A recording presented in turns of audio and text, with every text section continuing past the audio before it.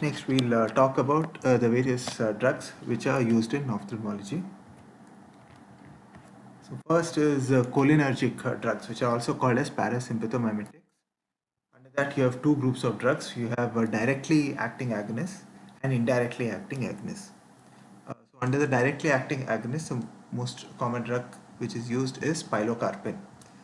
Pilocarpine is used in one of the common drugs which is used in glaucoma. It is also used to bring about meiosis. What are the mechanisms of action? Pilocarpine brings about meiosis by contraction of the iris sphincter muscle.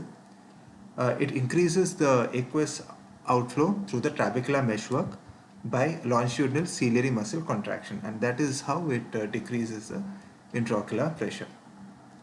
What are the side effects of pilocarpine? It can cause occasional blurring of vision, headache, cataract, miotic cysts, and occasionally, very rarely, can cause retinal detachment.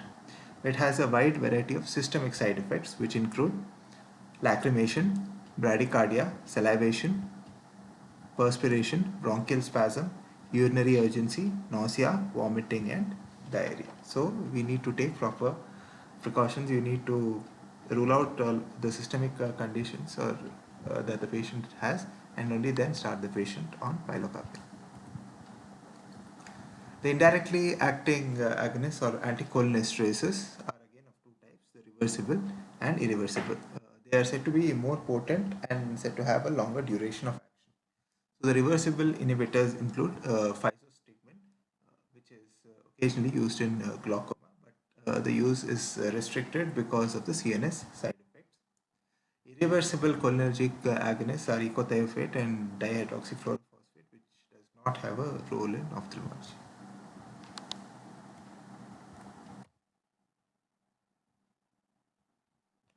Next is a cholinergic antagonist. This is an important group of drugs. So the drug which come under this are tropicamide, cyclopentolate, hometropin, scopolamine, and atropine. These drugs they cause mydriasis by paralyzing the sphincter muscle and also bring about cycloplegia by paralyzing the ciliary muscle. So these groups of drugs have got a lot of uses in ophthalmology. They are basically used to bring about pupillary dilatation, and the drugs which are used in that are most commonly tropicamide. So pupillary dilatation is required for fundoscopy, and it is used just prior to cataract surgery for pupillary dilatation. The other drugs like cyclopentolate, hometropin, and atropine are required for cycloplegic refraction. Atropine is specifically used in anterior uveitis.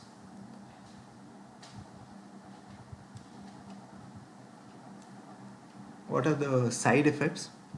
Side effects can be local or systemic. Local can bring about some amount of allergic reaction and blurring of vision. The systemic side effects include nausea, vomiting, pallor, vasomotor collapse, constipation, urinary retention, and confusion. Next is sympathomimetics, also called as adrenergic agonists. Again, you have different groups under that. You have the non-selective agonists, which include epinephrine and dipivefrin. Epinephrine is used in glaucoma, but it has side effects of headache, arrhythmia, increased blood pressure, conjunctival adrenochrome deposits, which is classical of prolonged use of adrenaline, and can also cause cystoid macular edema. So this picture shows the adrenochrome deposits, which is seen in the conjunctival space. Next is alpha-1 agonist.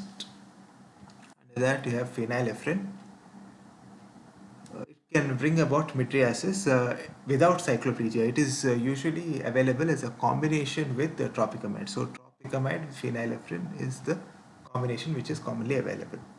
It can cause a significant increase in blood pressure, and that is why in patients with systemic hypertension we have to avoid this particular drug because it can cause vasoconstriction and lead to an increase in intraocular blood pressure. Precipitation of acute angle closure glaucoma in patients with narrow angles. So this is again something you have to be a little careful about. So you should take proper care before starting patient on this drug.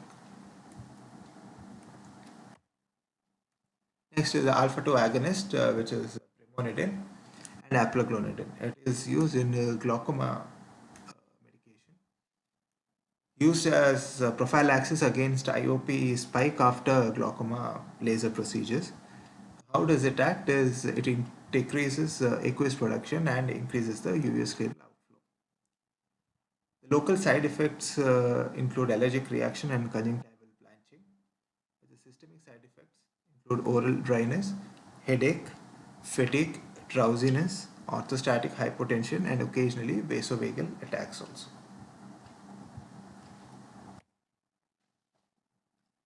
Next is beta adrenergic blockers, which is one of the most common medication which is used in glaucoma.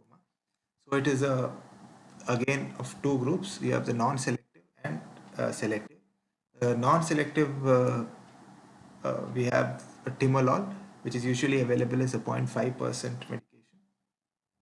Other drugs include levopunolol, metoprolol, and cardiolol.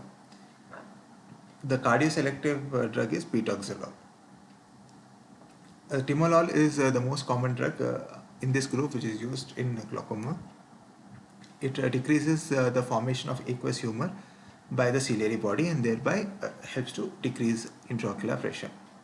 The side effects include bronchospasm and cardiac impairment also. So you have to be a little careful while using this in patients with hypertension and respiratory issues. Next group of drug is carbonic anhydrase inhibitor.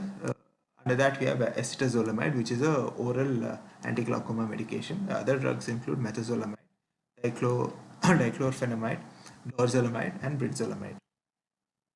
It is again used in glaucoma, sometimes used in cystoid macular edema, also used in pseudotumor cerebri.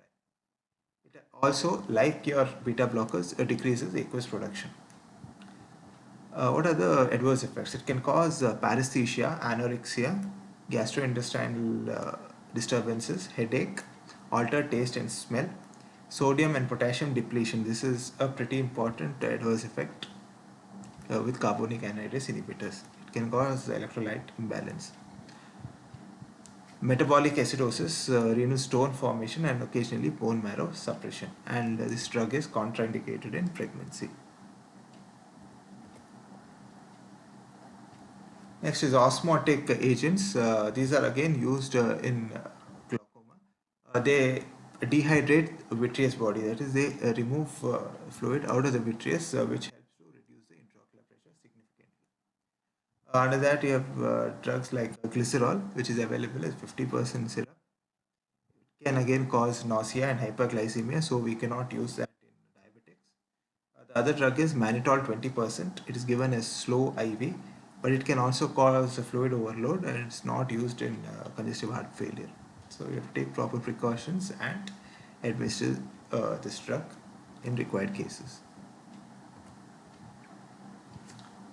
Next is prostaglandin analogs. Again, it is a drug which is used in glaucoma. Under that, we have latanoprost, bimetoprost, travoprost, and uniprostone. What is the mechanism of action? It increases the uveoscleral outflow. It has got some specific side effects. Long-term use of prostaglandin analogs like latanoprost or travoprost can cause darkening of the iris. So it can cause heterochromia iridis, where the color of the iris changes. It can cause lengthening and thickening of the eyelashes, which is called trichomegaly, which is again classical of long-term prostaglandin analog use.